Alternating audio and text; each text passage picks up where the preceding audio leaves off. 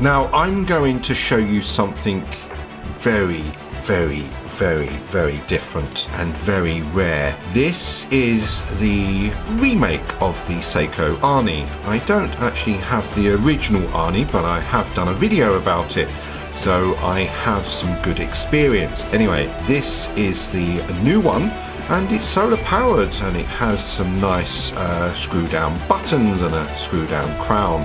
So there is quite a good advancement on there. What happens if Citizen copied the Arnie? Well,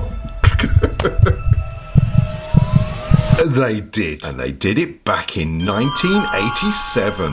So, Citizen, you are very, very naughty, aren't you? Copying the Arnie again. The original came out in 1983, whereas this one came out in 87. The information on these isn't...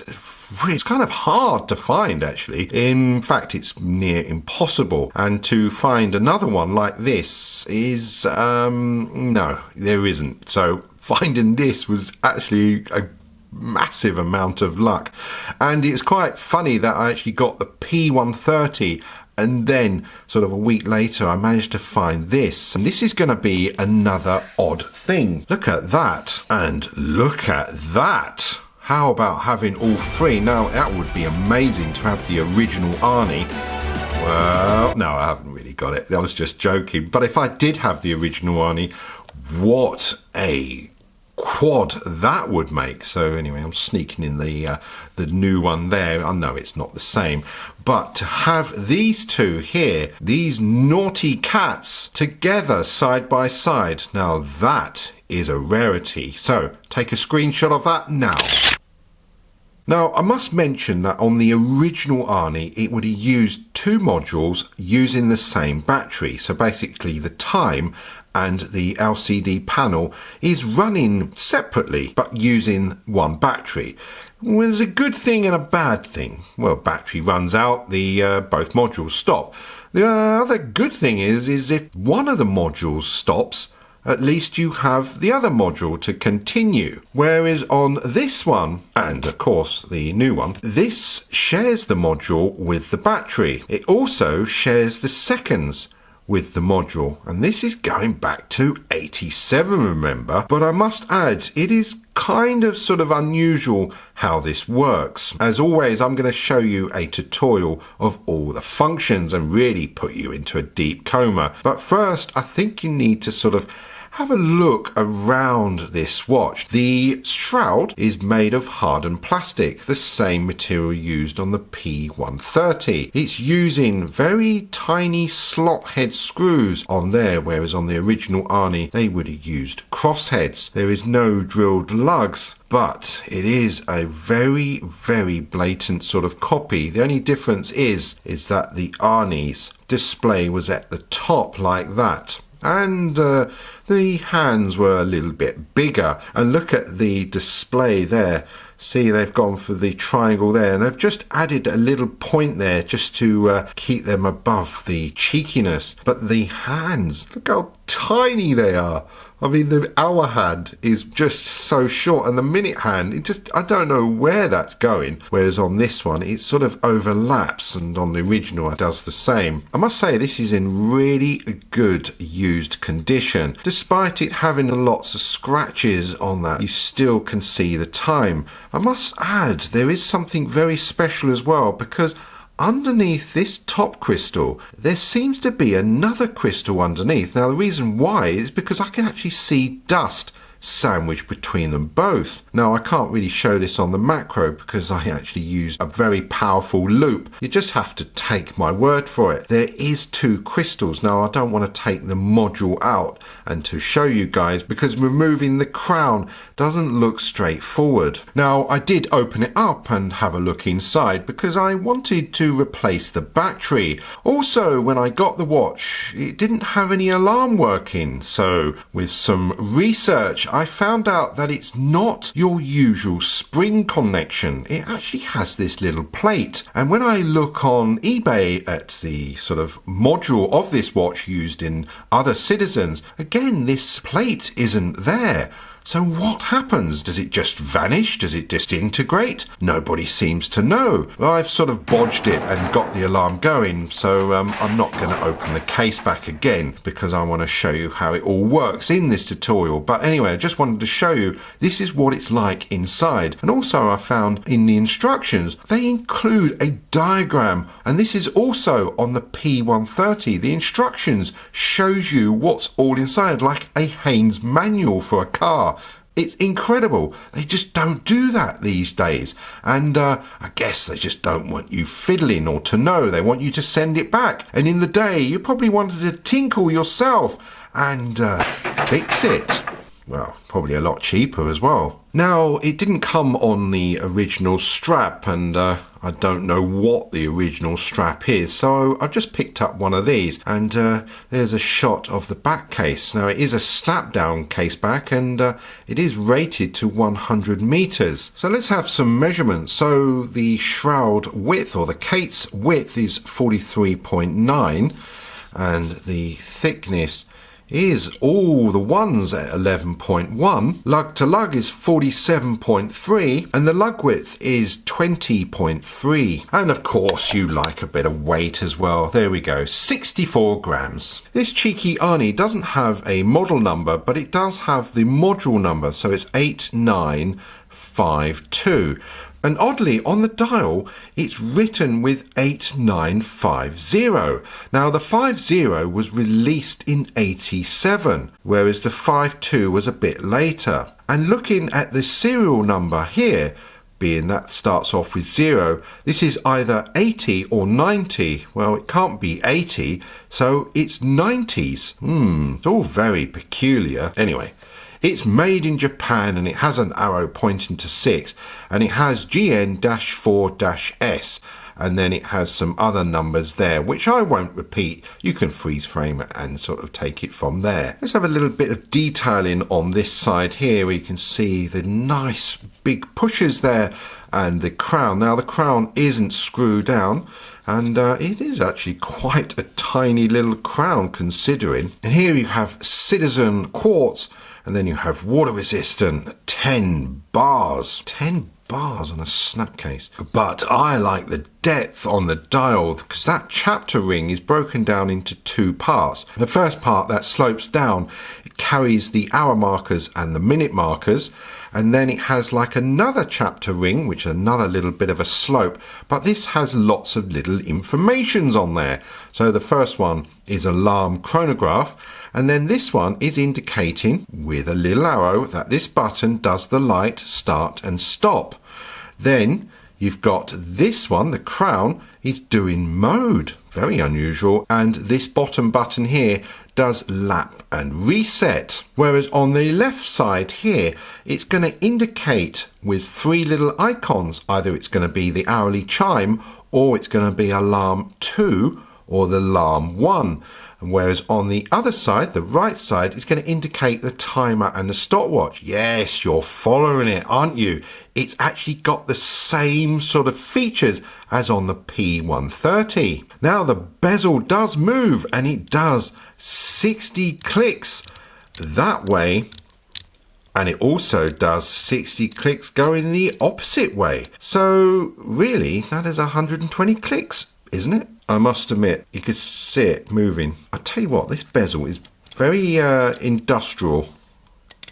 It makes it sort of, not only does it click, it also moves as well. It sort of lifts up and then squashes back down, and it does have a little bit of play in it. But at 87, come on. If I was to compare this to the original, I have to say that the Citizen is just no, I have to say that the Seiko is a lot better. Well, not a lot better, but it is better. You can feel, it just feels more solid. This is it's nicely made, but I don't know if I would actually wear this and bash it around. But looking at all the scratches on the crystal, it certainly has had some life, and it's still complete. I must say, on the new Arnie, I like that the fact that the second hand is tied up with the seconds on there, so that's a nice little touch. So I'm just going to quickly go through the module here of what it does so you get an idea, so I can compare it to the Citizen copycat. So at the moment it's showing the time, and I'm pressing the mode down the bottom here, and it's showing Mo 2, which is the date. Then it shows me a dual time with the L, because that's what it means. Then you have a stopwatch, and then you have one daily alarm, and then it's back to the home time. And also it does have hourly chime, and I can opt to have the peeps on the actual buttons. And basically that's all it does. Now on this Citizen Arnie, I have to say that the module, it does offer a little bit more. It also has a backlight pushing the top button here. Look at that. And I have to say, it isn't too bad. Just like to add, the Citizen Arnie does have Lume, and it has it all over, including the little second hand. But it doesn't really last that long. And at least you have the little backlight there. What does the bottom button do? Well, that does nothing. And even with a long press, it does nothing. But when both are pressed, this emits a little alarm or a little tone, and it comes up with P, and this is basically the only way to swap between 24 hours and PM and AM. Let me do it again. There, that is now in 24 hour. So from home time, the crown here is actually a push button, so if I push that once, I now get the date. So I get the month, the date, and the day of the week. Pushing again, I get the alarm. Now these are very, very small icons, so just think back to the P130. Here you have these little icons, see it flashing, that's the top one, and this is for alarm 1, so it's using the information here. Now it doesn't really take long before you get used to it all, but that is how it's shown. And if I push the crown again, it goes to alarm 2. You can see the little icons move down, and then the next one is the hourly chime, so that is the third one. So that is all the information completed on that side. And then when I press again, it goes to the stopwatch, and pressing again, it goes to the timer, and then for the last time it returns back to home time. So how to adjust the time, just for an example. So in home time, the crown, not only does it push, it actually pulls out. Now it has two positions. So the first position is actually adjusting the digital time there, and if I pull it out the second position, I'm able to hack the seconds and adjust the hour and minute hand. So I'm just going to wait for that to be reaching the 12 o'clock.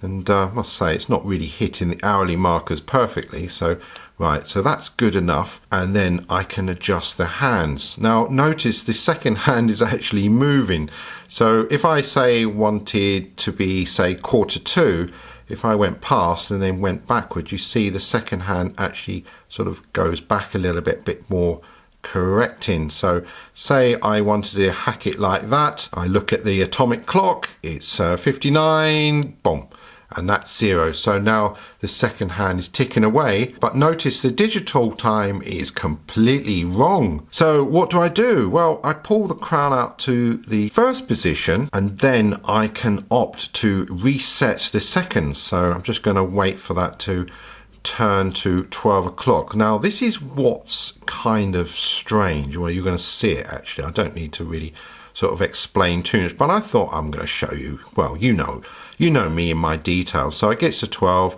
there it goes, and then I push the bottom button there, and then it resets it. Seconds are counting, but notice the second hand is now stopped. Now it's a kind of sort of a mystery why that is.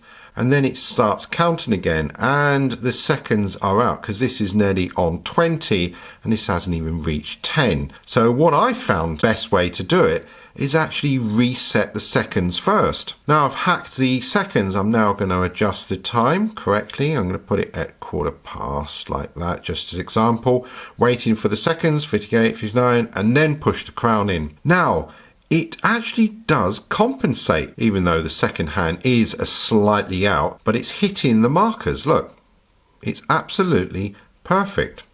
So it is synchronized. So when it does that little stall, I think that's to do with the calibration side, because they are sharing the same quartz. Now the digital time is now out with the minutes. So if I pull the crown out to the first position, now it's all flashing. Now if I push the bottom button there, that's just going to reset the seconds and mess everything up. But now if I turn the crown, I actually have a smart crown. Look at that. Look at that adjusting. Isn't that super, super cool? So if that was on 40, so if I go backwards, so it's 45 and that would be 46. It's quite sensitive. So if I have that, left it like that, 46 at the bottom, I sort of had to wait for the second to overlap and then push the crown in. That is absolutely bang on. 15:46, and I've even got the seconds on 15. Look there. And that is how you adjust it. Now I like that. I think that's really cool. And comparing that to the original all is about timing and getting it right. But then again, you do have two separate modules. So if one fails, you have the other. So, well, it's like that, isn't it? So in home time, if I press the mode when it's showing the time, it goes to the date. So if I pull the crown out to the first position, it starts flashing. So how does this adjust? Well, this is all through the crown. Now if I go clockwise, that's it, trying to remember, it changes the day of the week. You see it moving there? Thursday, Friday, Saturday, Sunday, and it's very sensitive. And then it goes to Monday, and then it flashes complete. And then if I go counterclockwise, this is now going to change the date, and then it swaps the month. If I keep scrolling, but it does it really quick. Now, it can't go the other way. So if you mess it up, you have to keep going through. So it is kind of sort of a little bit of a fiddle, but I do like that feature. It's a very quick feature. So let me just see if I can do this behind the viewfinder. It's the 11th of the second. There it is, I've hit it. And then once that's adjusted, you push it in. Wow, phew, that was kind of exciting. Anyway, that's how you adjust the time and the date. So from date, the next mode is the alarm, and there it shows the time, and then it shows OF, which is actually off. And by pushing the pusher, it does nothing. So how to adjust this? Again, it's all about pulling the crown out to the first position. Now it starts flashing. Now if I push the pusher at the bottom, it turns it on. Well, that is supposed to be an N, looks like a W. So that's off, and then that's on. Same thing as when you want to adjust it. You actually use the crown, and the great thing is you can actually go backwards as well. And it is very, very fast indeed to adjust it. Look at it counting like that. So let's just do a random time like that. And once it's set, you just push the crown in and that's adjusted. And then when I push the crown again, the mode, it goes to the second alarm. So if I just pulled that out, and then as soon as I adjust like so, I have to push the bottom button. It won't set that automatically. And then push that in, and then that's adjusted. So from the alarms, I have the option to turn the hourly signal. I'm going to turn all this on. And again, to turn this on, you have to pull the crown out to the first position and using the bottom button and then pushing that back in. And then I have the bottom icon lit there. So when I get to home time, you're going to see that all three of those icons are going to be static. So from the hourly signal is the stopwatch. Now stopwatch is up here, starting, makes a chirp, and that is the backlight. So it does make a little bit of a backlight when you start it. There's start, and then when I press split time, because it does have that, it actually does come up with split there. It's so tiny, the abbreviation like that. And then you can sort of stop that and then take the first time and then reset it that way. Very easy. And then the next one is the timer, and the timer is adjusted. Now this is a 59-minute timer, just an hour. So again, it's pulling out to the first position and it's using the crown. Look at that, just to adjust it. So let's have a little play with the timer, and I'll set that for 1 minute like so. So push that back in and then press the start. And if you want to reset it, you just push the bottom button there and then it just starts from 0. Otherwise it's just a start stop, and that will hold it like that. Then reset. So I'm just going to start it and play it out and show you what happens, and see the icon is flashing down the bottom there. Then from timer, pushing the crown mode, it goes back to home time, and see all 3 icons on that side, and the icon for the timer is there because I haven't got the stopwatch running because I left it purposely off, so you can see that the icon is missing. So I really like that, the fact that you can have all these indications while, oh, here we go. There is the timer going. I think it's for 10 seconds. That is quite loud. And there it is, 10 seconds. And once it's sounded, the timer little icon goes off. So if I went back in and just to give you an example, there's the stopwatch, started the stopwatch, then come back out to home time.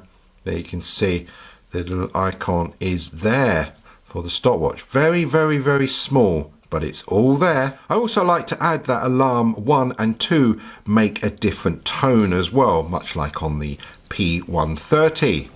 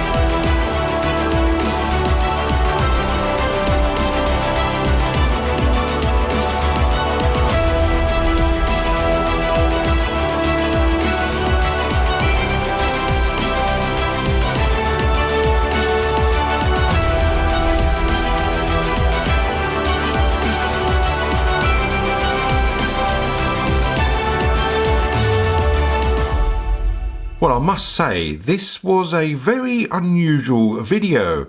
It's including some very rare watches, basically. Forget about this one. I mean, this one probably will become a collectible. One day you'll have your time. But for the DW5000C, the original G-Shock, and the cheeky Citizen P130, and this naughty Citizen Arnie, that is the times. Maybe the Arnie times. Get down! Thanks for watching!